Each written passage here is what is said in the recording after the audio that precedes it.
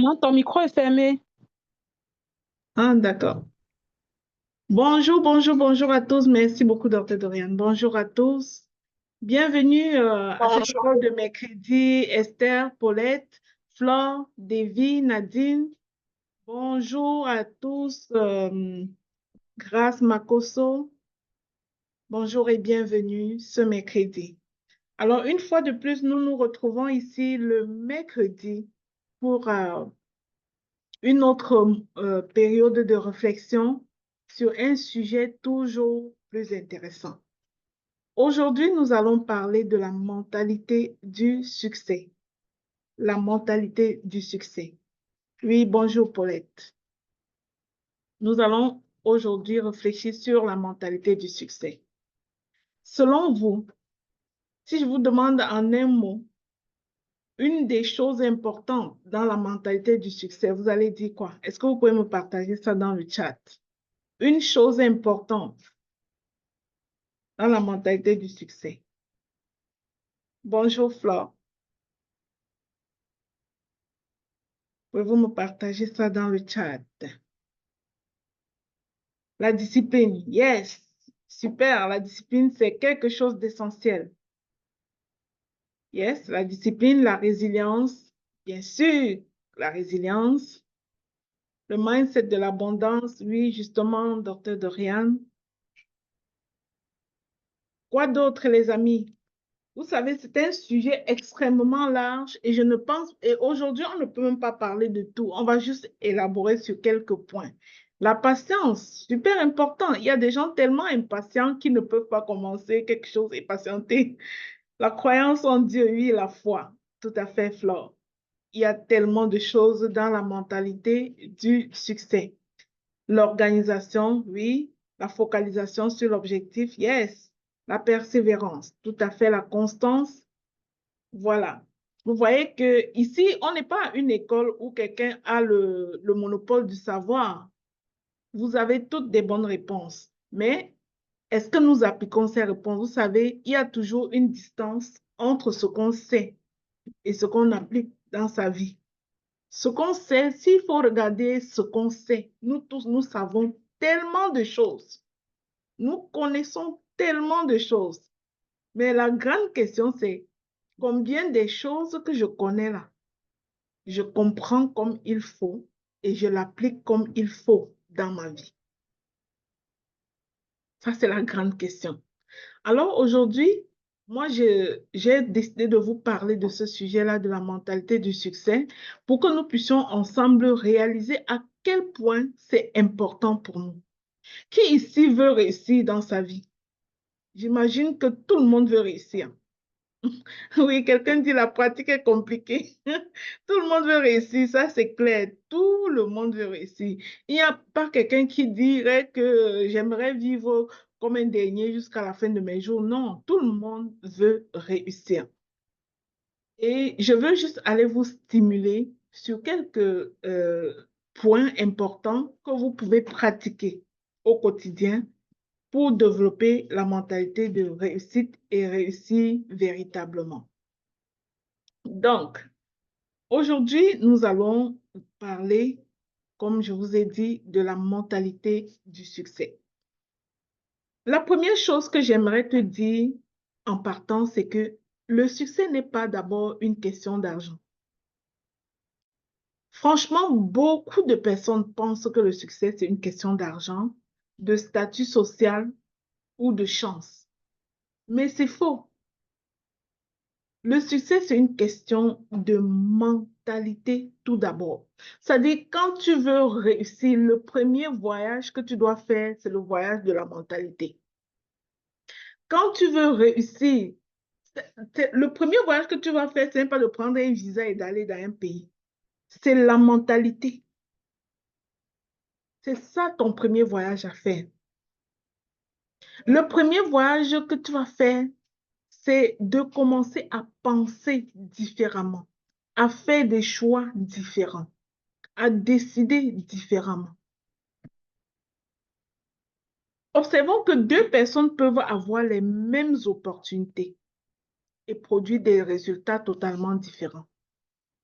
Je peux vous le dire parce que je fais la formation et je réalise que j'ai des étudiants dans la même classe.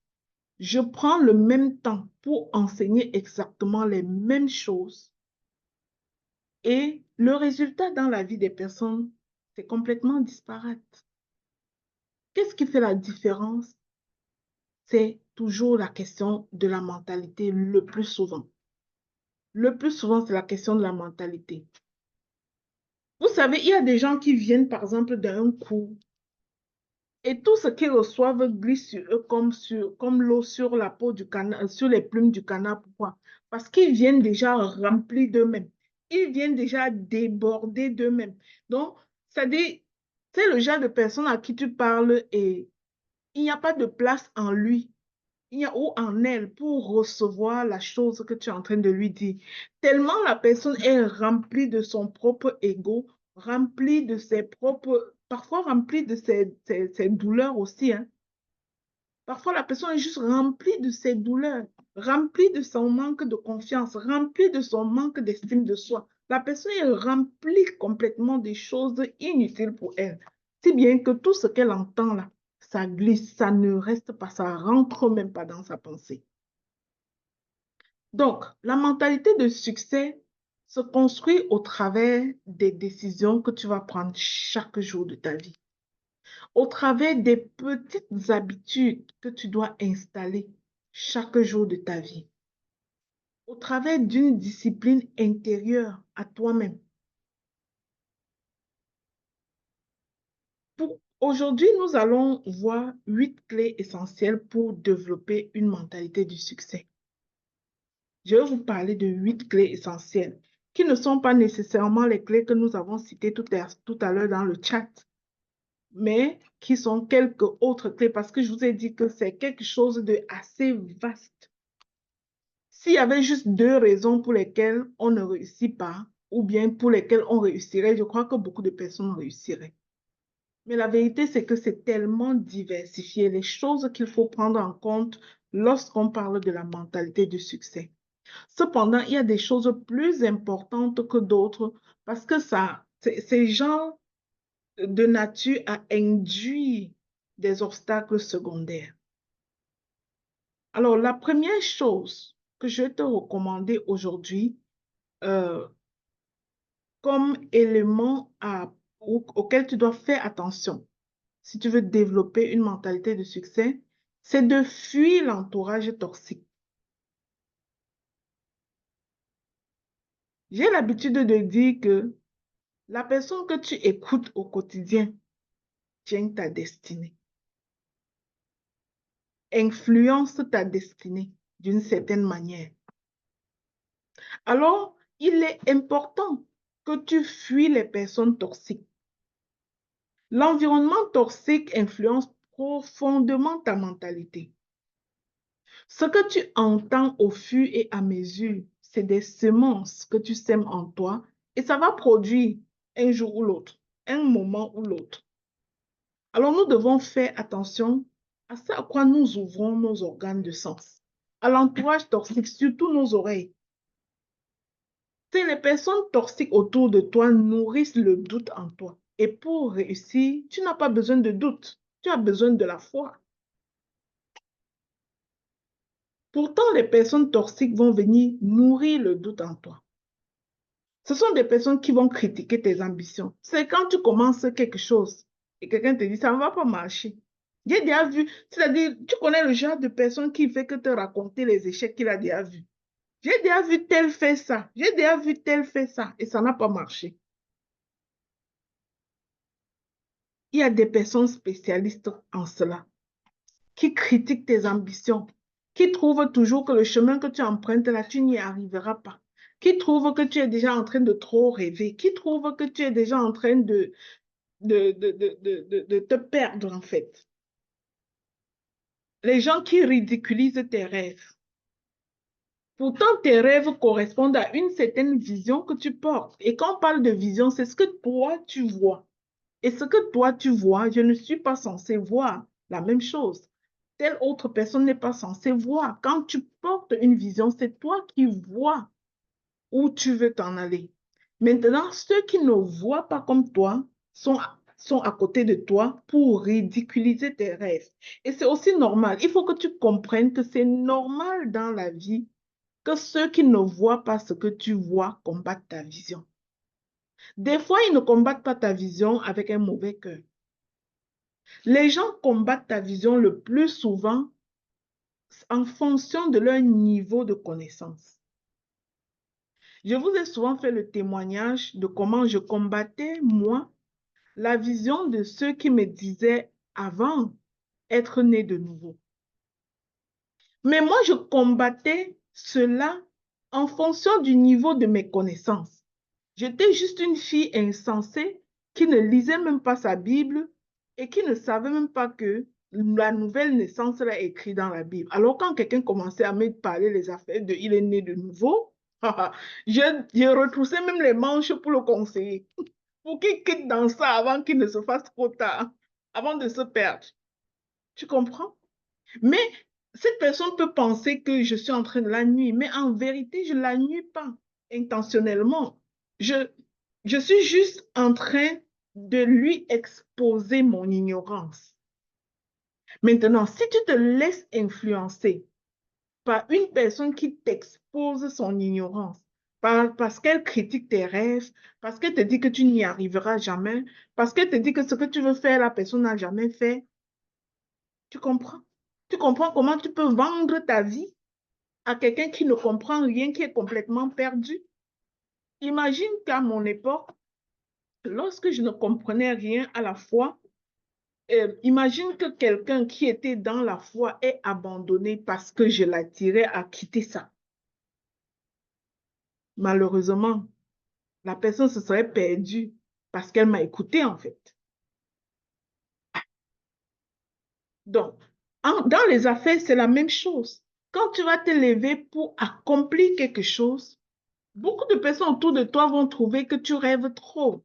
Beaucoup de personnes vont trouver que ce que tu veux faire, la personne n'a jamais fait. Tu as même déjà vu ça où? Qui t'a même déjà montré que ça se fait? Mais cette personne-là te trompe. Cette personne-là, au fait, ne connaît pas et t'expose son ignorance. Donc, des environnements où la connaissance est absente sont des environnements toxiques.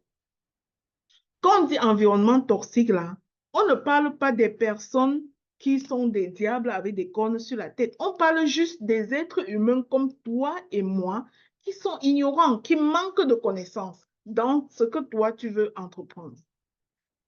Et puisque ces personnes manquent de connaissances, elles te conseillent depuis leur ignorance. Elles te donnent leur point de vue depuis leur ignorance. Et ce qui est sûr, c'est que si quelqu'un te conseille depuis son ignorance, ça ne va pas te faire avancer dans ta vie. Ça ne va pas te faire avancer dans tes projets. Et des fois, nous abandonnons complètement nos projets parce qu'on a écouté des ignorants. La Bible dit les mauvaises compagnies corrompent les bonnes mœurs. Donc, si tu marches avec de mauvaises compagnies, bah, tôt ou tard, tu vas les suivre en fait. Et des fois, on écoute des adages. Par exemple, un adage dit, montre-moi avec qui tu marches et je te dirai qui tu es. Ou alors, marche avec 5 insensés et tu seras le 6e. Tout comme si tu marches avec 5 sages, tu seras le 6e. Donc, il faut prendre conscience en termes de mentalité de succès que notre entourage est tellement, tellement important. Il vaut mieux être seul que d'être mal accompagné. Qu'est-ce que l'entourage toxique va apporter comme conséquence chez toi? Ça va nourrir les doutes, ça va amplifier tes peurs, ça va minimiser tes capacités, ça va saboter ton énergie. Ça, c'est ce que le mauvais entourage va faire, l'entourage toxique va faire. Combien de personnes encore aujourd'hui sont attachées dans leur vie, n'avancent pas parce qu'elles se souviennent de ce que leur grand-mère leur avait dit, parce qu'elles se souviennent de ce que leur père les avait maudits, parce qu'elles se souviennent de ce qu'une tante avait dit telle chose. Combien de personnes, je ne sais pas pour vous, est-ce que vous voyez des personnes comme ça dans votre vie, qui sont encore aujourd'hui en train de se maintenir à un bas niveau de la vie parce qu'un jour, sa mère avait mal parlé que, parce qu'un autre jour, une certaine année, sa grand-mère avait dit que, et elle est encore là-dedans. Donc, ceci signifie que les mauvaises paroles qu'on entend, tant qu'on n'est pas conscient de la mentalité du succès, les mauvaises paroles qu'on entend, on les garde et ça agit en nous, en fait.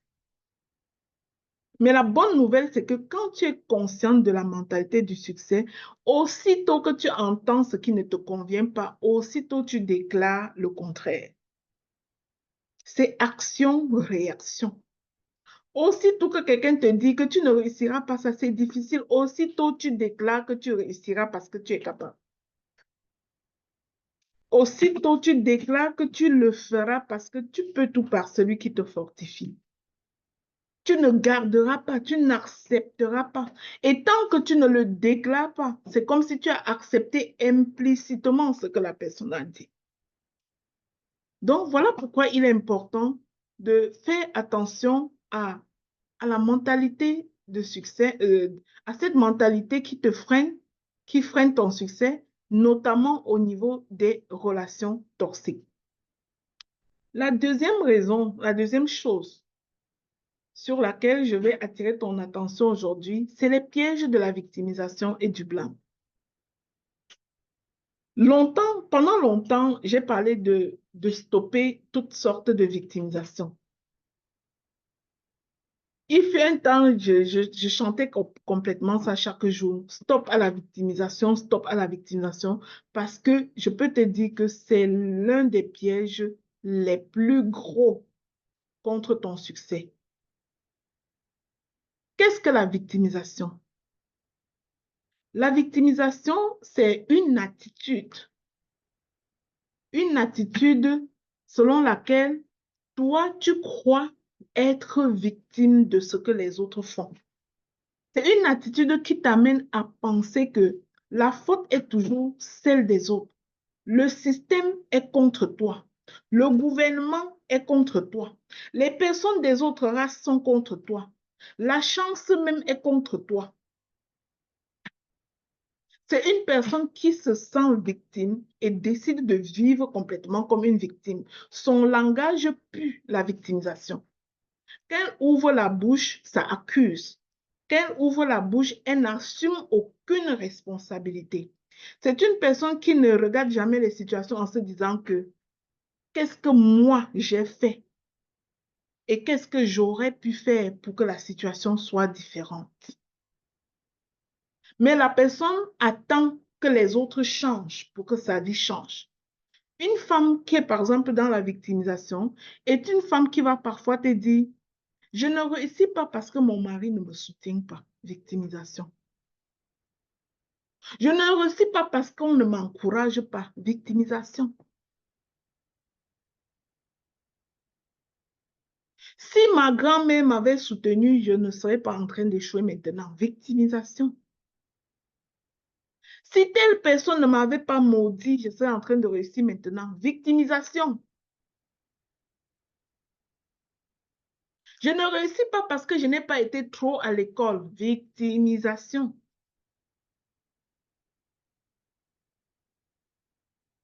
Je ne réussis pas parce que je n'ai pas la chance.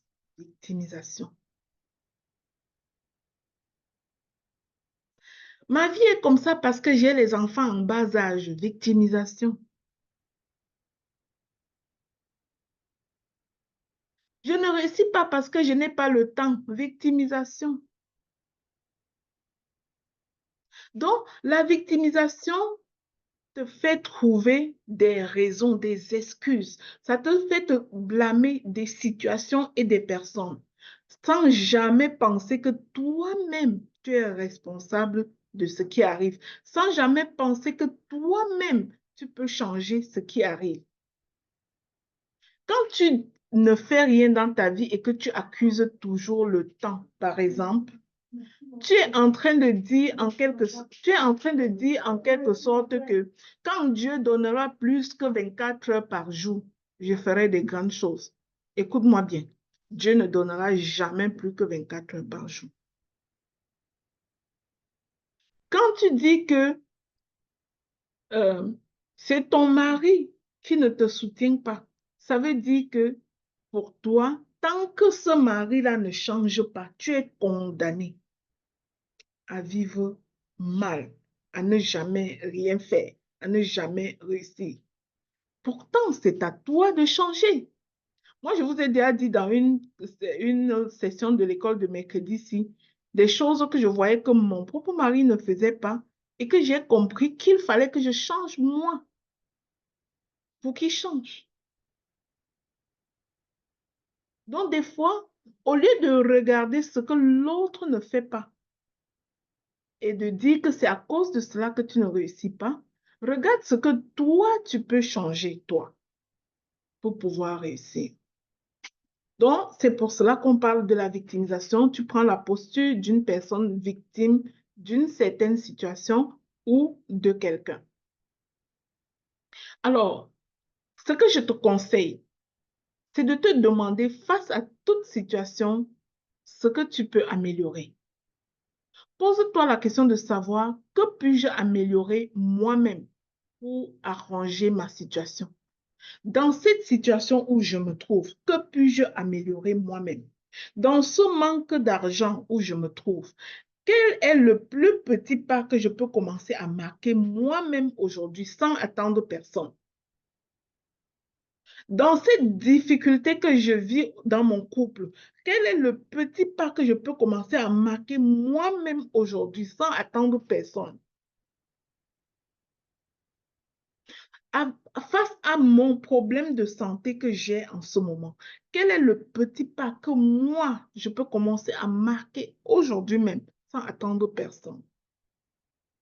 Ça, c'est une question très importante pour quelqu'un qui veut sortir de la victimisation et commencer à se responsabiliser. Souviens-toi toujours que la responsabilité personnelle te redonne le pouvoir.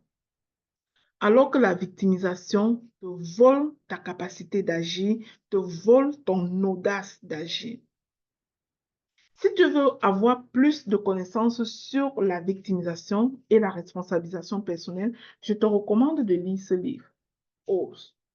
Tu sauras tout sur la mentalité de croissance pour ce qui est de la victimisation, de la responsabilisation personnelle. Tu sauras tout. Et tu verras à quel point, en appliquant ces choses, tu vas voir la différence dans ta vie. Donc, autre chose que j'aimerais vous partager aujourd'hui, au-delà de la victimisation, de te demander de faire attention à la victimisation, c'est de parler en pleine conscience de tes paroles. Et ceci est une conséquence de la victimisation. Vous voyez, le premier point que je vous ai donné, c'était de faire attention à l'environnement toxique. Une chose. Mais la vérité, c'est que ceux qui sont dans l'environnement toxique et qui ne sont pas éduqués à sortir de l'environnement toxique, ils vont tomber dans la victimisation. C'est ceux-là qui vont dire que, oh, je suis comme ça parce que mon mari ne me soutient pas. Je suis comme ça parce que tel me parle toujours mal. Je suis comme ça parce que ma femme fait telle chose. Je suis comme ça parce que ma mère dit toujours telle chose. Et tu vois que l'environnement toxique, de la manière que tu admets la toxicité dans ta vie, la conséquence peut être que tu tombes dans la victimisation. Mais le chemin inverse est possible. Tu n'es pas obligé de choisir le chemin de la victimisation et c'est ça que je veux te dire aujourd'hui. Peu importe le type de personne qu'il y a autour de toi. Alors, et lorsque tu es dans la victimisation, il y a encore deux chemins. Il y a encore lorsque tu arrives au niveau de la victimisation, il y a encore une conséquence très probable qui peut arriver. C'est que ça change ton langage.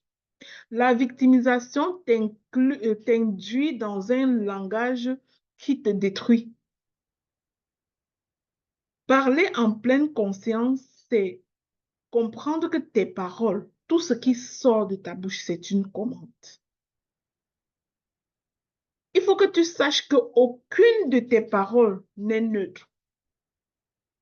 Aucune de tes paroles n'est neutre. Chaque fois que ta voix résonne, et dit des choses. Ton subconscient, qui est la partie de ton esprit chargée de la création, retient cela comme étant une commande que tu viens d'envoyer à l'univers. Et ton subconscient ne peut pas savoir faire la différence entre les blagues et le sérieux. Donc, si tu dis des mauvaises choses, même par blague, ton subconscient prend très au sérieux tout ce que tu dis. Et tôt ou tard, il te sert ce que tu avais dit. Voilà pourquoi c'est très logique de comprendre que ce que tu vis en ce moment, c'est le résultat palpable de ce que tu as dit il y a un certain nombre de temps.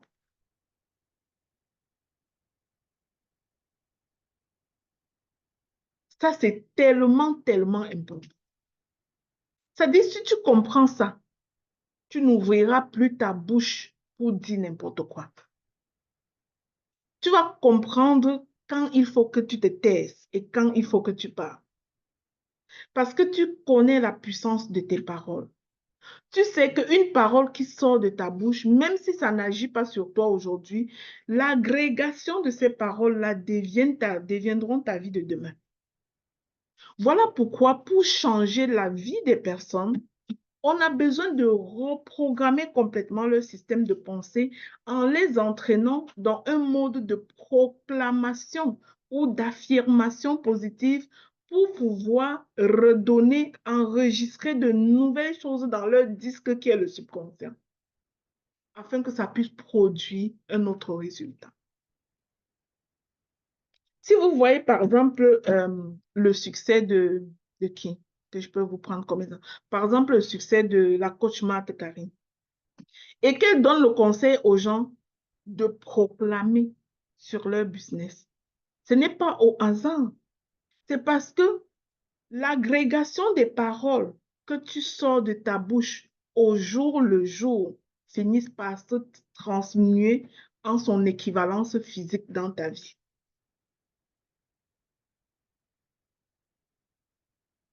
Donc, si tu es le genre de personne qui se lève chaque matin, première des choses que tu fais, je suis fatiguée, tu vas récolter ça. Si tu es le genre de personne qui se lève le matin, première des choses, accuser la santé, accuser les douleurs, accuser toutes sortes d'affaires, te souvenir des problèmes. Dès que tu te réveilles, tu commences à te souvenir de tout ce qui ne marche pas. Et tu commences à déclarer des choses. C'est comme ça que tu vas nuire à ta vie, en fait. Donc, il est tellement important de comprendre le pouvoir des paroles que nous déclarons de notre propre bouche. La Bible dit que la mort et la vie sont au pouvoir de la langue et que ceux qui l'aiment en mangeront des fruits. C'est-à-dire, si tu as dit les mauvaises paroles, tu mangeras les fruits des mauvaises paroles, donc les mauvais fruits. Et si tu as pris l'habitude de dire les bonnes paroles, tu récolteras aussi les bons fruits de tes bonnes paroles. Alors, les personnes qui réussissent véritablement dans la vie passent leur temps à parler possibilités, à parler solutions, à parler vision, à parler planification. Elles ne sont pas là pour pleurnicher, pour commérer les noms des autres, pour dire comment c'est impossible, pour dire comment c'est trop dur, pour dire comment l'argent est trop difficile. Elles ne sont pas là pour parler ce genre de langage. Je vous assure que moi, je suis tellement sensible à ça que même le répéter dans un enseignement comme ça m'énerve. Parce que je n'ai pas envie de répéter ça. Mais je vous le dis pour que vous compreniez. Et tu comprends que quand je finis un tel enseignement, je renverse tout ça. Je déclare tout un monde de possibilités. Parce que si j'ai passé mon temps à t'expliquer ce qui arrive quand tu dis ces choses en le disant moi-même, mon subconscient n'est même pas en train de savoir que j'enseigne seulement. Pour lui, je passe des commandes. Alors, il faut faire un travail par la suite pour annuler tout ça par ma propre bouche. Donc, je souhaite que tu comprennes ça et que tu saches que des fois qu'on parle de réussite, les gens pensent d'abord à l'argent. Mais ce n'est pas l'argent le problème. D'abord, c'est un voyage de la mentalité que tu dois faire. 29. Il est important que tu comprennes que ton objectif est de faire d'abord ce voyage de la mentalité, de comprendre ce que tu dois faire et ce que tu ne dois pas faire. Il y a beaucoup de personnes qui passent leur vie à dire c'est impossible. Dites-moi, combien de personnes ici ont l'habitude de dire c'est impossible? Voilà, c'est. Qui a l'habitude de dire ça? De dire ça, c'est impossible. Je ne peux pas. Je n'y arriverai pas. Est-ce que vous dites souvent ça? C'est important tellement, c'est-à-dire, c'est plus important que tout argent que tu peux avoir. Au lieu que quelqu'un te donne l'argent, mieux quelqu'un t'apprenne à faire ça. À ne pas dire de ces choses. Tu dois appeler l'argent à toi, toi-même.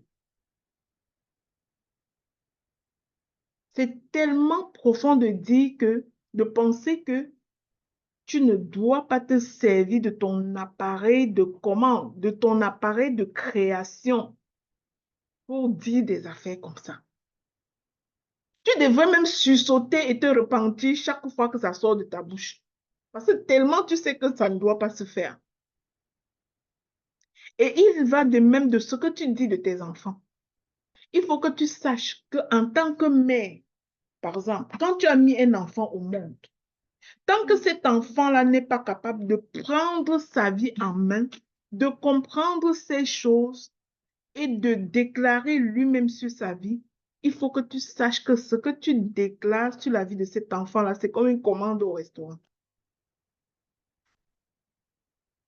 Et des fois, comme parents, on passe le temps à déclarer sur nos enfants, fainéants, idiots, tu n'es rien, conso, conso. On déclare les choses comme ça. Et après, on est étonné qu'ils deviennent tous des vrais idiots et des vrais fainéants. Et on n'est pas fier du résultat après. Mais si tu pouvais savoir que le résultat, le comportement de l'enfant que tu ne veux pas voir, là, c'est des choses que tu as commandées de ta propre bouche.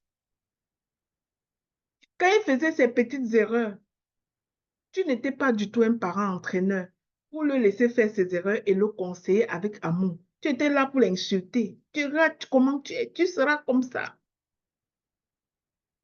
Tu vois, c'est une grosse erreur d'utiliser ta bouche n'importe comment. Et un coup que tu comprends ça, tu arrêtes. Tu arrêtes. Et tu arrêtes dans tous les domaines de ta vie. Il faut que tu penses dans ta tête que ma bouche ne peut rien commander de mal ni sur moi, ni sur quelqu'un d'autre. Ni sur moi, ni sur quelqu'un d'autre. Et que tu respectes ça. Donc, le pouvoir de la parole. Fais attention à ce que tu dis de ta bouche. Quatrième chose, saisis le pouvoir de l'imagination. J'aimerais demander à quelqu'un ici, dis-moi ce que tu as imaginé ce matin. Est-ce que tu as fait une imagination ce matin? Tu as imaginé quelque chose ce matin? Comprenez-vous ce que ça veut dire imagination? L'imagination, c'est ton usine de conception dans ta tête. C'est un lieu de liberté où personne ne t'empêche de rêver, où personne ne devrait limiter tes rêves. Ou si tu réalises, c'est-à-dire c'est l'endroit où si tu penses que c'est à toi d'aller découvrir la prochaine planète, là, tu dois te permettre de penser ça, quoi. Où tu dois te permettre d'exercer la liberté de la pensée, du rêve. Mais il faut comprendre en dessous de tout le pouvoir de cette imagination. Mais beaucoup de personnes n'arrivent pas à imaginer pourquoi. Parce qu'ils sont trop remplis. Trop remplis de quoi? De la victimisation. Là où ils devaient avoir liberté, où la créativité, c'est trop rempli de la victimisation, c'est trop rempli des manques de pardon, c'est trop rempli de plein de choses, c'est trop rempli de jalousie, c'est trop rempli d'aigreur, c'est trop rempli de culpabilité, toutes sortes d'affaires que nous nous détruisons nous-mêmes avec à l'intérieur.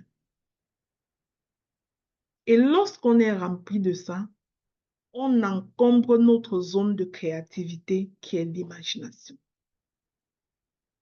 C'est une zone en toi qui devrait rester toujours propre.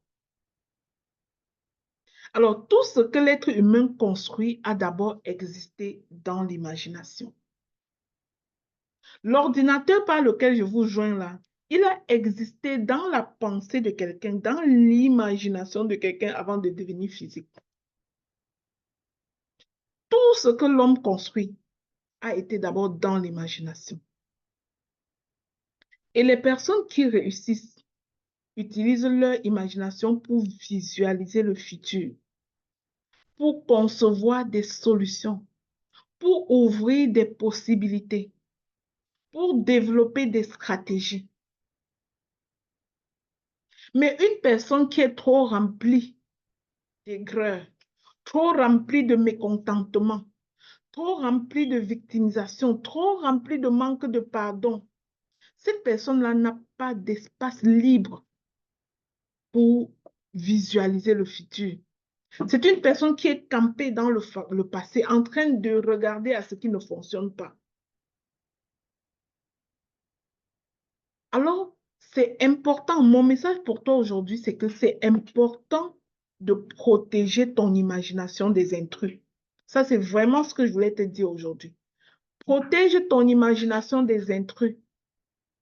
Chaque fois que tu ouvres tes oreilles aux critiques destructrices, tu es en train d'accueillir un intrus dans ton espace qui devrait être pur pour la créativité. Chaque fois que tu écoutes des discours qui te limitent, tu es en train d'accepter un intrus dans ton univers de créativité. Chaque fois que tu recaptes la peur des autres, c'est-à-dire les gens te communiquent leur peur et tu prends ça pour toi, tu es en train de laisser des intrus entrer dans ton univers de créativité. Et c'est simple. Regardez une journée où vous recevez à 6 heures du matin une mauvaise nouvelle. Est-ce que dans cette journée-là, vous êtes productif? Est-ce que dans cette journée-là, vous réfléchissez suffisamment à vos projets? Pourquoi? Parce que l'intrus, la mauvaise nouvelle, vous avez laissé que ça prenne place dans votre espace de créativité. Ça apporte toujours l'obscurité dans cet espace de créativité qui devait être toujours lumineuse. Le manque de pardon apporte l'obscurité dans cet espace de créativité qui n'est pas productif sans lumière. La haine apporte l'obscurité dans cet espace de créativité. Les jalousies, toutes ces choses qui ne sont pas les fruits du Saint-Esprit apportent l'obscurité dans ton espace de créativité. Et du coup, tu ne peux pas produire et prospérer à tous égards si tu n'as pas le cœur pur. Voilà pourquoi Dieu dans la Bible attache la prospérité à l'état du cœur. Il dit, bien-aimé, je veux que tu prospères comme prospère l'état de ton âme. Tu entends ça? Ça veut dire que si ton âme est remplie de jalousie, et si ton âme est remplie d'aigreur, est remplie de blâme, de victimisation et toutes sortes de choses, bah, tu vas prospérer dans les blâmes, dans la jalousie, dans l'aigreur, mais jamais dans les bonnes choses. Donc, il est important de protéger ton imagination. C'est quand les personnes produisent des mauvaises intentions et se sentent blessées par la suite. Cela signifie que tu n'as pas protégé ton imagination. Quand quelqu'un fait quelque chose et que tu ne comprends pas que la personne fait mal parce qu'elle a manqué de sagesse. Et du coup, tu commences à apporter des mauvaises interprétations, à dire, il a fait ça parce qu'il me voulait vraiment du mal. Et voilà la haine qui commence à monter en toi. Là, tu apportes l'obscurité dans ton univers de créativité. Et tu ne peux pas créer comme ça. C'est-à-dire, pour que tu restes et tu réfléchisses des grands projets qui vont surprendre l'humanité, il faut que tu aies d'abord la paix ici à l'intérieur. Il faut que tu sois en paix avec toi-même et avec les autres. Tellement capital. Si tu n'es pas en paix avec les autres, bah, ton esprit est tout occupé par la haine, tout occupé par le mécontentement. Observe comment se passe la nuit d'une personne qui est haineuse, ou bien qui est jalouse, ou bien qui blâme. Est-ce qu'une telle personne se couche et dort? Parce qu'il n'y a pas de sommeil sans paix. Quand on a vraiment perdu la paix, on ne dort pas. Et pourquoi est-ce qu'on ne peut pas dormir? Tout simplement parce qu'on est chargé d'une mauvaise énergie. Alors, protéger son espace de créativité qui est l'imagination, c'est un puissant outil de succès. Bien gérer ton temps. Cinquième chose, bien gérer ton temps. On ne le dira jamais assez. Tout le monde reçoit un chèque en blanc de 24 heures chaque matin. Il y a une vérité incontestable dans la vie.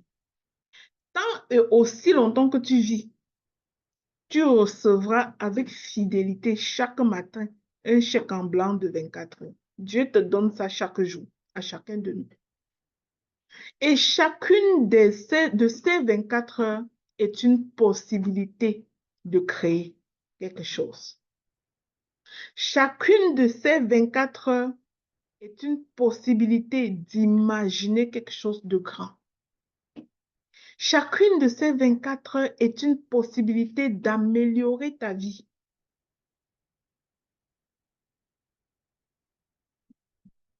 Donc, si tu gères mal tes 24 heures, tu ne peux pas réussir. La différence entre ceux qui stagnent et ceux qui progressent se trouve au niveau de la gestion du temps. Vous savez, avant de faire le live ce matin, j'ai déjà terminé 4 grandes choses. Le live, c'est la 5e chose. Donc, c'est-à-dire quand je finis ce live, j'ai réussi 5 choses ce matin. Pourtant, je suis sûre qu'il y a des personnes qui, depuis qu'elles se sont réveillées le matin, sont encore dans je vais faire, je vais faire, je vais faire et je vais faire. Et elles ne font jamais. Mais on ne réussit pas comme ça. La mentalité du succès inclut la capacité à planifier, à prioriser, à éliminer les distractions, à dire non à ce qui ne te convient pas. Combien de personnes vivent encore une vie de dépendance affective et passent leur temps à dire non, à dire oui pour faire plaisir, passent leur temps à faire tout ce que les autres veulent qu'ils fassent sans jamais faire ce qu'elles veulent faire elles-mêmes? Combien de personnes font encore ça? Combien de personnes se lèvent encore aujourd'hui en 2026 et commencent à regarder partout, partout comme ça, sans rien avoir en tête à faire, parce qu'elles n'ont rien planifié. Mais le succès honore ta planification. Le succès honore ta discipline. Le succès honore tes habitudes de vie. Les amis, vous avez vu, cette fin de semaine, je suis allée à Paris pour prendre le trophée de la femme extraordinaire dans la catégorie entrepreneuriat. La chose que cela m'enseigne et que je vais vous transmettre, c'est que, premièrement, il n'est jamais trop tard pour entreprendre. Je vais dire à une femme aujourd'hui que j'ai étudié à l'université quand j'avais 18 ans. Mais je suis retournée à l'université quand j'avais 40 ans. Et c'est à partir de ce moment que j'ai commencé à faire plein de choses pour me mériter le trophée que j'ai eu hier. Je suis retournée à l'université quand j'avais 40 ans. Et depuis 40 ans que je suis retournée à l'université, je n'ai pas arrêté d'étudier jusqu'à maintenant. Je n'ai pas arrêté d'étudier. Cette année, ça fait 10 ans. Je n'ai pas arrêté d'étudier jusqu'à maintenant. Des fois, nous trouvons les excuses dans l'âge pour ne pas faire les choses. Quand j'allais à l'université, mon premier fils allait à l'université. Mais des fois, nous trouvons les excuses dans notre âge pour ne pas faire les choses. L'âge n'est pas une option. Ce qui compte, c'est ta discipline. Ce qui compte, c'est comment tu gères ton temps. Même si tu as 55 ans maintenant, même si tu as 60 ans, ne regarde pas l'âge qui est passé. Regarde qu'est-ce que tu vas faire de bon dans les jours que tu as encore à vivre. Lorsque j'allais à l'université, lorsque j'avais 40 ans, entourage toxique, j'étais adjointe à la coordination des services aux immigrants à la maison de la famille des Mascoutins. Et je le sais que ma coordonnatrice me l'avait dit, juste par amour pour moi. Alors j'avais 40 ans, j'étais adjointe à la coordonnatrice d'une organisation et j'ai décidé de retourner à l'université. Et cette coordonnatrice, ma coordonnatrice que je respecte et que j'honore jusqu'à aujourd'hui, elle m'a dit, voici un conseil d'amis que je te donne. Tu es déjà adjointe, tu es déjà mon adjointe. Et tu t'en vas encore faire quoi à l'école? C'est encore l'école pour quoi faire? C'est pour faire quoi encore? Alors que tu es déjà mon adjointe. Moi, je vais dire à une femme aujourd'hui que si je m'étais contentée d'être adjointe à la coordination des services, c'est-à-dire comme un peu directrice adjointe d'un certain service, je n'aurais jamais eu le trophée de l'entrepreneur de l'année. Je ne serai jamais entrepreneur. Je ne serai jamais ici en train de faire ce travail de croissance collective avec vous. Je serai fermée dans un bureau quelque part avec un misérable salaire, me contentant d'un titre de coordonnatrice ou d'adjointe à la coordonnatrice.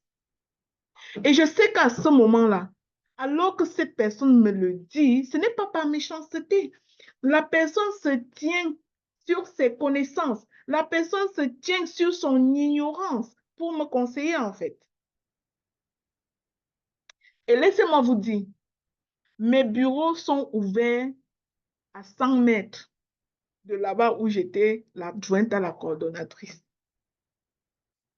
Mes bureaux physiques dans ma ville sont ouverts à 100 mètres de cet endroit-là. Donc, on se voit, on se communique, on se parle. Mais aujourd'hui, je crois qu'ils savent que j'avais raison de partir. Moi, j'avais ma vision, je rêvais. Et l'autre n'est pas obligé de voir ce que je vois. Donc, quand l'autre ouvre sa bouche, elle me parle depuis ce qu'elle est capable de voir, elle. Sans nécessairement voir ce que moi je vois. Je dis à une personne ici, peut-être tu as une vision aujourd'hui et tout le monde autour de toi semble te dire que c'est un délire, que tu ne vas nulle part avec. Un conseil que je te donne, sois la première personne à acheter ta vision. Sois la première personne à acheter ta vision. Si tu ne peux pas t'acheter, personne ne t'achètera. Sois la première personne à croire dans ta vision et à te lever de façon disciplinée pour marquer les pas qu'il faut et aller vers cette vision, aller accomplir cette vision.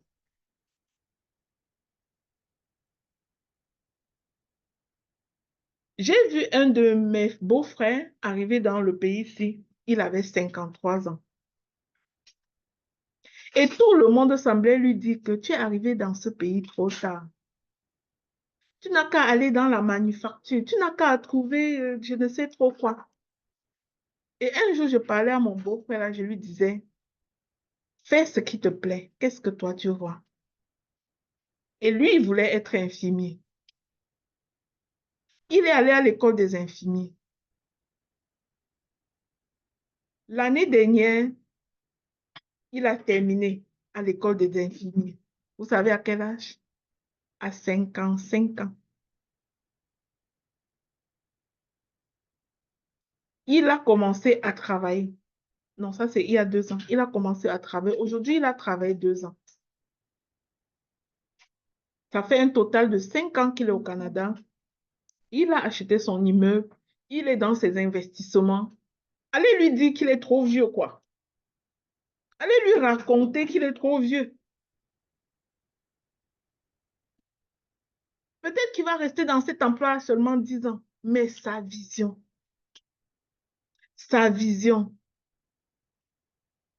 Pendant qu'il y a des gens de 30 ans qui me disent que leur cerveau est déjà rassis, ils ne peuvent plus apprendre. Tu ne peux plus apprendre qui a quoi sur toi.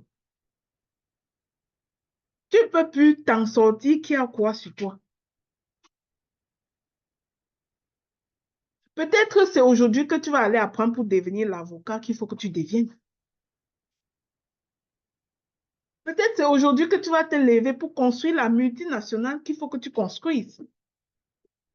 Peut-être que c'est aujourd'hui que tu vas te lever pour aller étudier le social media business et créer ton entreprise en ligne. Sans même connaître manipuler le téléphone, juste comme moi, quand j'ai commencé. Ce n'était pas une question de manipulation de téléphone, mais c'était une question de manipulation des réseaux sociaux, d'intérêt même d'abord. Je, je, je regardais les réseaux sociaux là comme n'importe quoi. Comme un endroit où on passe pavaner pour rien. Voilà que depuis 2021, c'est mon bureau. Et ma fidélité à ce bureau-là a produit des fruits. Mon humilité à apprendre, à m'asseoir et apprendre ce que je ne savais pas, a produit des fruits. Donc, je vais inviter une personne ici à briser les limitations. À briser les limitations et à mettre dans ton temps exactement ce que tu es censé faire sans aucune excuse. Si c'est que tu es censé étudier en ce moment, gère ton temps comme il faut pour être le meilleur étudiant. Si c'est que tu es censé créer une activité en ce moment, gère ton temps comme un pro pour être le meilleur entrepreneur en herbe qui va se lever et se faire voir demain. Ses résultats vont parler plus fort que sa bouche demain.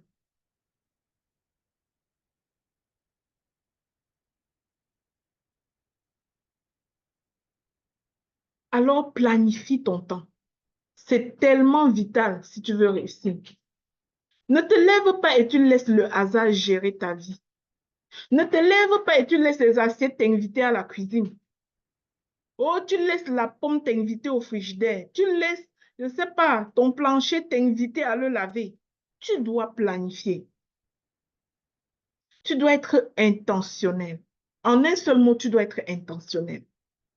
Tu dois dire ce que tu as à faire et savoir pourquoi tu donnes ton temps à telle ou telle chose.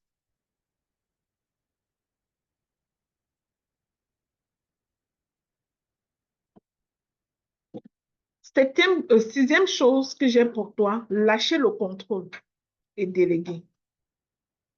Beaucoup de personnes stagnent à la même place parce qu'elles veulent tout contrôler, parce qu'elles veulent tout faire elles-mêmes.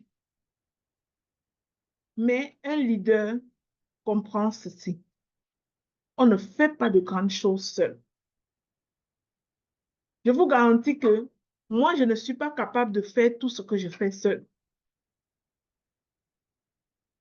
La meilleure façon de faire des grandes choses, c'est d'aller avec les autres. La délégation permet d'aller plus loin, de multiplier ton impact, de libérer du temps pour suivre ta vision. Alors, si jusqu'aujourd'hui, tu fais tout toi-même dans ton entreprise, tu limites ta croissance. Tu dois savoir déléguer. Tu dois apprendre à déléguer. Septième chose, et ça, c'est tellement important. Ne développe pas la mentalité de l'interdit, mais développe la mentalité du permis. Il y a des personnes qui, lorsqu'elles veulent atteindre un objectif, elles commencent à développer la mentalité de l'interdit. Exemple, quelqu'un qui veut, prenons l'exemple de quelqu'un qui a le taux de sang qui fluctue, donc peut-être diabétique.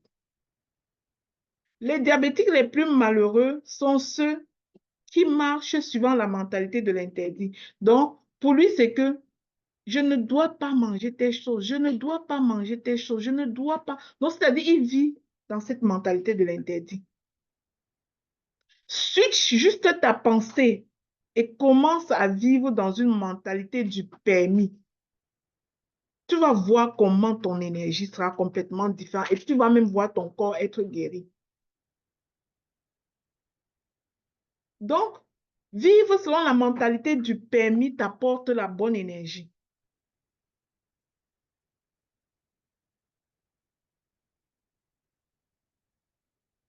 Mais quand tu réfléchis en termes de ce qui t'est interdit, tu mets ton esprit en guerre, tu mets ton cerveau en guerre, en bagarre, en résistance. Parce que l'être humain, c'est un être de liberté. Donc, quand il est sous les interdictions, il résiste. Tu sais, tu vas stimuler, par exemple, ta capacité à consommer beaucoup de sucre lorsque tu es dans la mentalité de « il m'est interdit de manger le sucre ». Mais si tu es dans la mentalité de « il m'est permis de manger, je ne sais pas, il m'est permis de manger des fruits et légumes, il m'est permis de manger des bons fruits, il m'est permis de, je ne sais pas trop quoi. » En tout cas, tu mets ton esprit sur ce qui est permis et tu trouves du plaisir dans ce qui est permis, tu vas réussir toutes sortes de choses. Beaucoup de personnes ne réussissent pas aussi à planifier, à suivre une discipline parce qu'elles sont dans la mentalité de ce qui est interdit. Soit dans la mentalité de ce qui est permis. Pourquoi? On va accueillir ce qui arrive.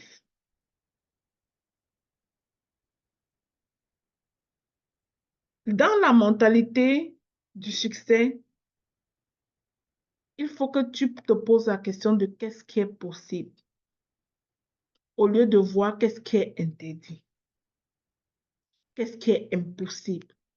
Pose-toi la question de qu'est-ce qui est possible. Parce que lorsque tu poses la question de, en tout cas, lorsque tu es dans le constat de ce qui est interdit, tu ne fais que voir les barrières, tu ne fais que voir les limitations, tu ne fais que voir les interdictions. Et tu ne peux pas avancer comme ça. Pourtant, ton cerveau a besoin de l'énergie positive. Les personnes positives voient les opportunités. C'est pour ça qu'on prend souvent un verre et on remplit de l'eau à moitié. Et j'aimerais vous dire que une personne qui déclare que ce verre est presque vide de moitié a une énergie négative. Et la personne qui dit waouh, c'est déjà rempli à moitié. Cette personne a l'énergie pour compléter. Quand tu dis, ah, ce verre est déjà vide à moitié, tu vois toi-même, ça te vide. Ça t'enlève ton audace, ton engouement. Mais si tu vois le pas déjà marqué, il y a des gens qui veulent bâtir une entreprise à succès, qui sont déjà en train même de faire 1 000 $ ou 500 $ ou même 200 $ chaque mois et qui voient seulement que ce sera impossible. Mais sois fier que tu fais déjà 200 $. Et vas-y avec cette énergie de fierté pour pouvoir en faire plus. Mais il y a des personnes qui vont dire, ah, depuis que j'ai commencé, je ne dépasse même pas le cap de 200 $. Non, non, non, non, non, non, non. Et dans cette mentalité de pleurs, puisque tu vois les impossibilités, ça ne va pas avancer. Ça va conditionner ton langage, ça va conditionner ce que tu commandes à la nature et tu ne vas pas avancer. Donc, quelqu'un qui vit dans le permis va voir les opportunités, va ouvrir des espaces de création, va voir les permissions. La personne va se permettre d'oser encore. La personne va se permettre même d'échouer et d'activer son mode de résilience. Parce que cette personne ne doit pas voir l'échec comme une fin, mais comme une étape du parcours. Et le dernier point que j'avais préparé pour toi aujourd'hui, c'est que une des choses de la mentalité du succès, c'est de viser l'impact et non l'argent. Pourtant, beaucoup de personnes dans cette vie visent l'argent quand elles commencent. Mais tu viens de te planter quand tu vises l'argent.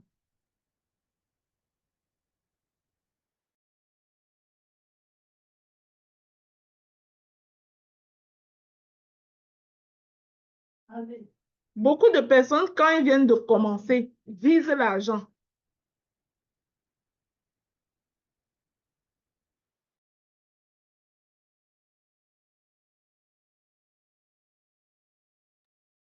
Beaucoup de personnes visent l'argent, mais c'est la mauvaise chose.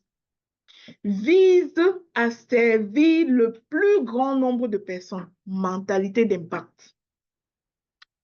Plus tu vas servir le plus grand nombre de personnes, plus l'argent tu l'auras.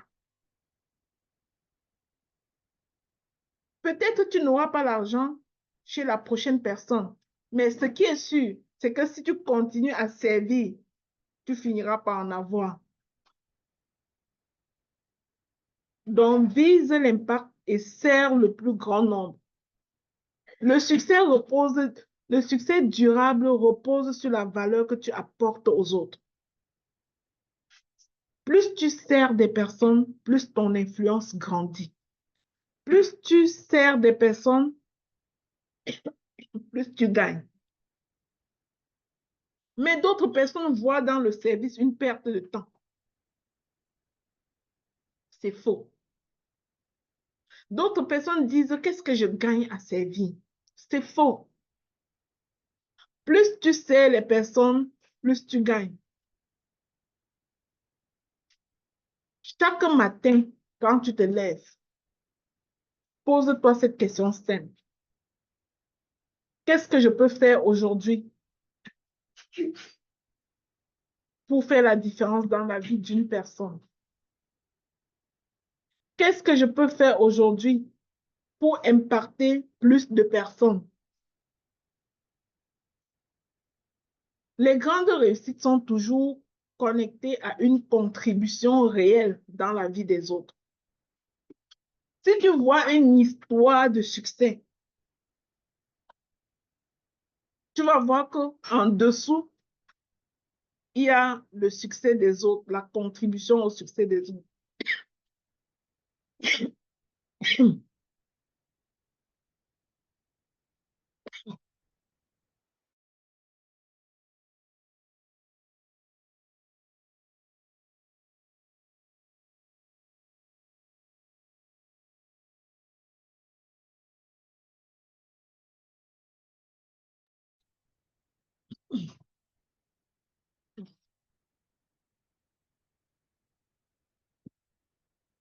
Je m'excuse.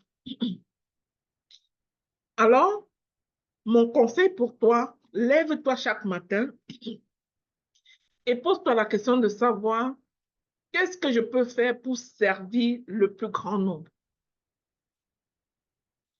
La mentalité du succès ne se développe pas en un jour, c'est un processus, c'est une discipline quotidienne, c'est un style de vie.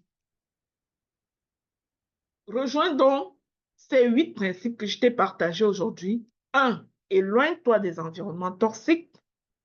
2, refuse la victimisation. 3, parle avec conscience. 4, protège ton imagination. 5e point, gère ton temps comme un pro. 6e chose, délègue d'autres choses. Fais confiance aux autres. 7e chose, cherche les possibilités. 8e chose, c'est le plus grand nombre de personnes.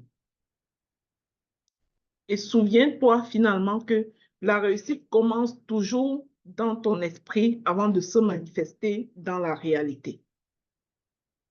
Ça commence toujours dans ton esprit avant de se réaliser dans ta vie de tous les jours. Ne commence pas à chercher le capital. Souviens-toi que même si on te donne le plus gros capital avec un mindset pourri, tu n'iras nulle part avec. Respecte ces 7 choses, ou ces 8 choses en fait. Ces 8 choses et tu verras. Fais de ça un style de vie. Et maintenant que je termine, si tu es connecté ici et que tu es intéressé à créer une nouvelle source de revenus en apprenant comment utiliser les médias sociaux, tu peux contacter mon équipe pour t'inscrire à notre cours de Social Media Business qui commence au mois d'avril prochain. Et si tu veux faire partie de nos cours de leadership, c'est aussi ouvert à tous. Mais je te recommande ce livre, Ose ta personne ne te doit rien. Ça va te parler beaucoup de la mentalité de succès. En tout cas, ça va te donner des stratégies, des choses pour sortir de la victimisation, car la victimisation, dans le fond, conduit à tout le reste des problématiques qu'on a vues. Voilà. J'en ai terminé pour aujourd'hui, la team. Je reste avec vous dans Zoom pour si vous avez des questions. Eh bien, les amis de Facebook, merci d'avoir participé. Si vous venez voir ce live en replay, marquez-nous #replay et laissez un commentaire pour qu'on sache que vous étiez là. Bonne journée à vous sur Facebook, la team. Oui, Esther, je t'écoute. Oui, Maman Lina, bonsoir. Et Bonsoir, merci encore pour ce partage de connaissances assez brillant. Et merci pour ce qu'on découvre chaque jour des choses qu'on semble connaître. Comme tu dis, on a l'impression d'être rempli, mais pourtant parfois on est vide. On est vide et on doit faire l'effort pour être vide quand on vient à ce genre de formation, de se vider. Ouais, Bon, c'est vrai que ça, c'est le plus difficile, mais je pense que c'est nécessaire. absolument. Alors, j'ai une petite question par rapport à la question de se dire, qu'est-ce que je peux faire pour servir le plus grand nombre? Qu'est-ce que je peux faire pour servir le plus grand nombre? Oui, c'est une question pertinente, mais parfois, on ne sait pas toujours comment s'y prendre. Qu'est-ce qu'il faut faire à ce moment? Oui. Pour servir le plus grand nombre, c'est-à-dire quand on n'a pas l'habitude, oui. OK, au réseau, ta seconde chance, on sait que, si je prends cet exemple, je ne sais pas si c'est valable, on sait que, OK, au quotidien, on pense que, voilà, il y a des orphelins quelque part ou à la fin du mois, il faut que j'y contribue. Mais si au quotidien, il faut servir un plus grand nombre, qu'est-ce qu'on peut faire concrètement pour assumer cette autre responsabilité? C'est une très belle question et j'ai une réponse pour toi. C'est-à-dire, Oui. c'est tellement fondamental dans notre vie de connaître ce qu'on appelle nos dons, nos talents et notre mission de vie, les 3 choses. Nos dons, nos talents et notre mission de vie. Parce que la vérité, c'est que même si tu veux servir des gens, sans faire ce qui est bon pour toi, tu vas t'épuiser. Tu ne le feras pas dans le long terme. Moi, par exemple, je passe mon temps à enseigner comme ça. Ouais. Mais une autre personne, si elle commence à enseigner comme ça, juste de 20 minutes après, elle est déjà épuisée en fait. Pourtant, moi, je peux faire ça toute la journée jusqu'à demain, jusqu'au mois prochain. Ça ne me pose aucun problème. Pourquoi pour moi, c'est que je dois servir avec l'enseignement si je veux servir le plus grand nombre de personnes? Parce qu'à la base, l'enseignement est mon talent, est j'allais dire mon don. Donc, pour que tu serves le plus grand nombre, premièrement, il faut que tu les serves avec ton don ou ton talent. Maintenant, en termes de mission de vie, il faut que les personnes que tu sers soient les personnes attachées à ta mission de vie. Tu sais, moi, ma mission de vie, c'est d'équiper les hommes et les femmes afin qu'on réussisse pour pouvoir tendre la main par la suite aux enfants vulnérables. Donc, ce que je suis en train de faire ici avec vous, je suis en plein dans ma mission de vie. Je sais que je suis née pour faire ça. Je me sens bien quand je fais ça. Même si on ne me paye pas. Exemple, l'heure qu'on passe ici tous les mercredis, 1h30. Personne ne me paye pour faire ça, en fait. Mais tu verras que je ne serai jamais absent. Tu vois, j'aime faire ça. Et je ne fais pas ça parce qu'on me paye. Je fais ça parce que je sens que je suis faite pour faire ça. Et je sais que parce que je suis faite pour faire ça, il y a un peuple qui a besoin de ce que moi j'enseigne. Si maintenant, toi, maman Esther, depuis 1 an, depuis 2 ans, tu reviens m'écouter, c'est parce que tu fais partie de ce peuple-là. Je te garantis que tu n'écouteras pas quelqu'un comme ça qui t'énerve. Mercredi après mercredi. Ça, c'est clair.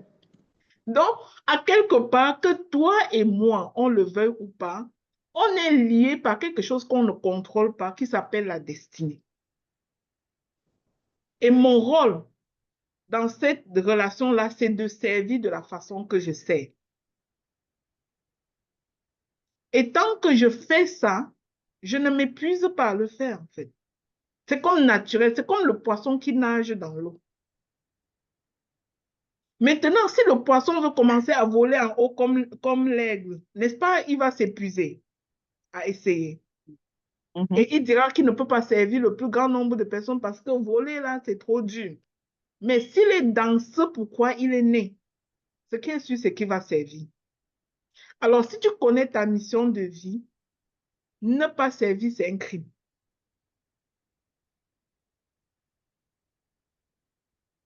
Ne pas servir dans ta mission de vie, c'est comme un crime. Et voilà pourquoi chaque personne doit connaître sa mission de vie et accepter de se lever.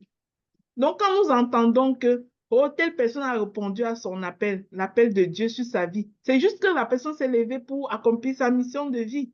Et nous tous, nous avons un appel sur notre vie, en fait. Dieu est un créateur. Tu es d'accord avec moi, maman Esther, que celui qui a fabriqué ce verre l'a fabriqué pour une raison. Quand il Oui, concevait ça, il avait une raison dans sa pensée, non? ça, c'est clair. Il y avait Je une suis raison. d'accord. Maintenant, s'il avait fabriqué ce verre pour boire de l'eau, et que j'arrive ici, je vais seulement mettre, je ne sais pas, je vais seulement mettre le feu dedans. Ça ne va pas marcher. Tu comprends? Ça ne va pas marcher. Donc, Dieu qui t'a créé pour une raison. Il n'y a personne ici d'entre nous que Dieu a créé tout simplement pour venir se balader ici sur terre et regarder les autres faire. Non. C'est que des fois, nous ne nous asseyons pas. Prendre le temps de comprendre pourquoi nous sommes nés, ce que nous sommes appelés à faire et commencer à faire cette chose. C'est-à-dire qu'on dit que j'ai répondu à mon appel là, c'est même pas que tu es resté un matin, tu as entendu Dieu dire allô, allô, lève-toi et fais tes choses. Non, c'est faux.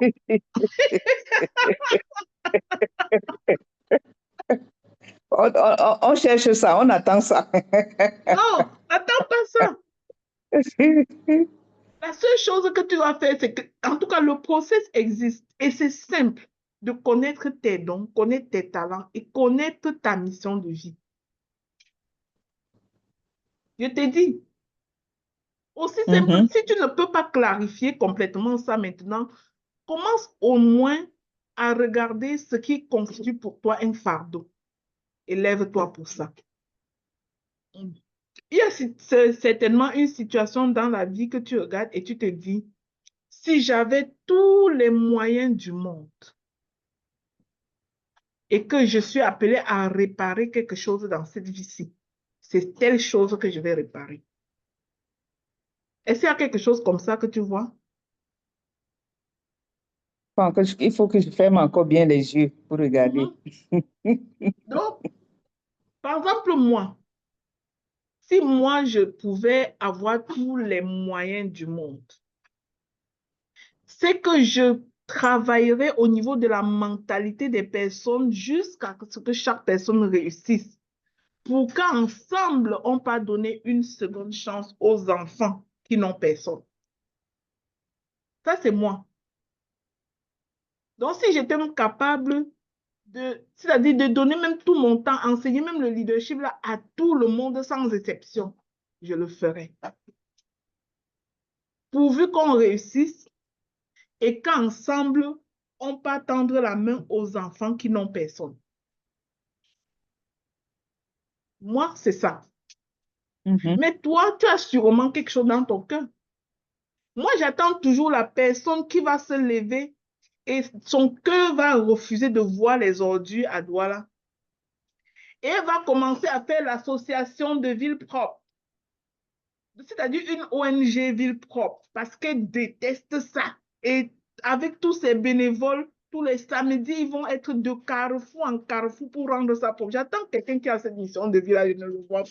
Je crois que si je vivais à Douala, c'est moi qui dois faire ça. Parce que quand j'arrive à Douala, s'il fallait que je fasse quelque chose, c'est ça que je vais commencer à faire tout de suite.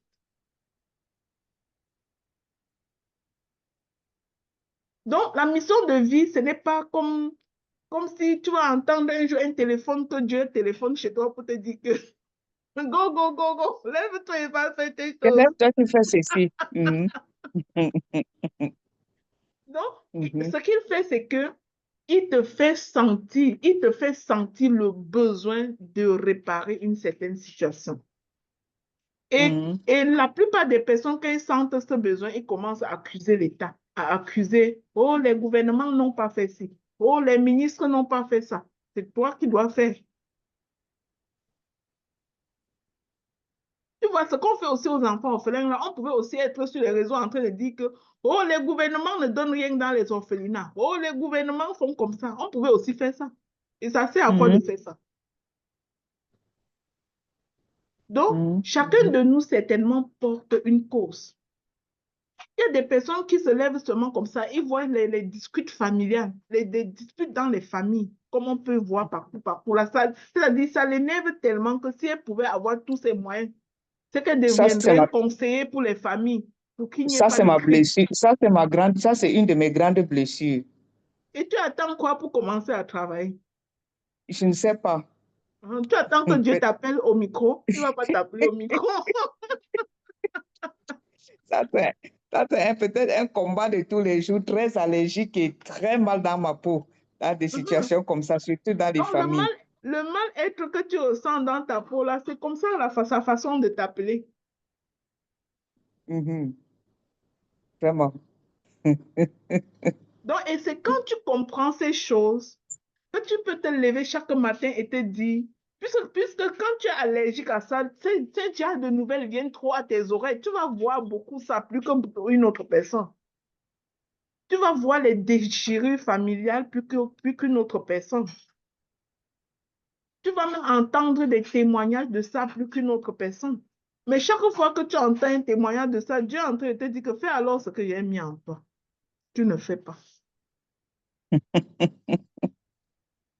Et c'est comme ça que tu peux complètement construire, c'est-à-dire une organisation, un centre, un cabinet de conseil pour sortir des conflits familiaux. Et on va dire que waouh, ça sort où ce genre de choses. D'autres, les experts vont te dire que tu ne vas pas réussir. Tu vas dire que c'est ce que Dieu m'a dit. Ah, c'est Tu clair. vas le faire. Et tu vas le faire. Il y a des personnes ici, là, qui voient seulement les enfants. Tu vois les gens d'enfants malades, là, qui manquent quoi faire, là? Dénutris. Donc, ça dit, tout le monde voit ça et passe. Mais toi, tu vois ton cœur déchire une fois. Dieu t'appelle. Il ne t'appelle pas en comptant sur tes moyens. Il t'appelle pour que tu structures, que tu organises. Vous croyez que Dieu compte que sur mes moyens à moi pour nourrir les orphelins? Que je peux moi seul nourrir combien?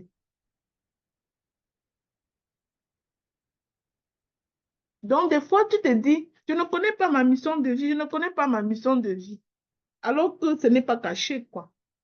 C'est juste qu'il faut que tu te lèves et tu commences à faire quelque chose. Et tu vas voir comment, quand tu es vraiment dans cette chose-là, ça prend de l'ampleur jusqu'à ça t'inquiète même. Toi-même, tu ne peux plus maîtriser ça. Ça prend tellement d'ampleur. Parce que Dieu attendait justement que quelqu'un qui va se lever pour faire son travail, en fait. Donc, c'est ça. Je crois que ça a répondu à ta question, mon Esther. Merci beaucoup, Maman Lina. Ça a Mhm. vraiment répondu à ma question. Mais Super. parce que peut-être ce que je peux ajouter là, c'est que la recherche de la pitance peut obstruer peut-être notre mission, hein, je ne sais pas, notre La recherche mission de vie. de... C'est-à-dire la recherche effrénée de l'argent, comme tu as dit que dès qu'on commence, c'est d'abord l'argent qu'on cherche. Le problème, c'est que les gens croient qu'ils vivent pour l'argent. Et c'est parce que tu cherches trop l'argent que tu as trop l'argent. Je suis désolée. Pendant que tu es dans ta mission de vie, l'argent, tes possibilités d'argent arrivent tout seul. Tu auras le bonheur, alors que Mhm. c'est faux.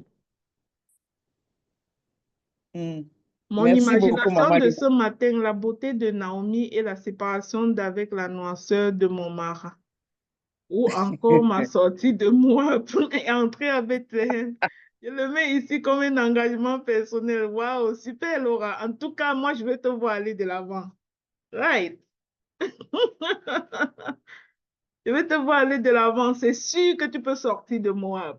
Il faut tout simplement dire à Naomi que son Dieu sera ton Dieu. Et tu la suis avec fidélité. C'est ça que tu prends. Est-ce que tu connais ta Naomi? Hein, Laura? Oui, je connais ma Naomi, c'est elle qui parle. Ah, c'est ta Naomi qui parle ici. Et ta Naomi ne te connaît Oui, pas comment? sa possession, sa chemin, sa chemin. Ok. Il faut que ta Naomi te connaisse hein, parce que quand tu vas dire à Naomi que ton Dieu sera mon Dieu, là, il ne faut pas qu'elle voit que quelqu'un a un visage qui sort de quelque part, nulle part. Donc, Oui, oui, sois vraiment dans ton processus et par la grâce de Dieu, je souhaite que cela arrive. amen. Merci, maman. Mhm. Voilà. Qui d'autre a demandé comment connaître mes dons, mes talents, ma mission de vie? J'ai parlé un peu ici de la mission de vie, non, Hortense Kouman. Tu n'as pas compris. Ou ça reste toujours flou. Je crois qu'on a épuisé le temps aujourd'hui. Reviens mercredi prochain. Tu me poses la question mercredi prochain. Tu me rappelles ta question. Je prendrai le temps de répéter encore. D'accord, Hortense? Oui, d'accord. Merci, coach. Super. Merci beaucoup. Mhm. Comment faire pour avoir ce livre? Nadine, tu es où? À Douala? Nadine Douala, tu vis à Douala?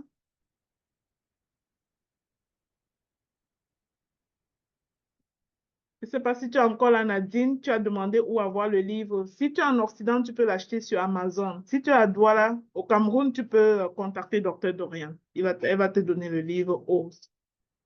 Il y a beaucoup de choses. C'est un livre très, très important. Toutes les personnes qui sont calées dans des difficultés à se relever là, ce livre-là, c'est très important. Et ça va répondre même à la question de la mission de vie aussi. Allez, je vais vous souhaiter de passer une très bonne journée et que Dieu vous bénisse abondamment. On se retrouve la semaine prochaine. Si tu es intéressé à créer des sources de revenus sur les médias sociaux et d'apprendre de mon expérience pas à pas, inscris-toi au cours de Social Media Business pour le mois d'avril. À mercredi prochain, par la grâce de Dieu. Bye. Merci, Maman Amen, Lina. amen.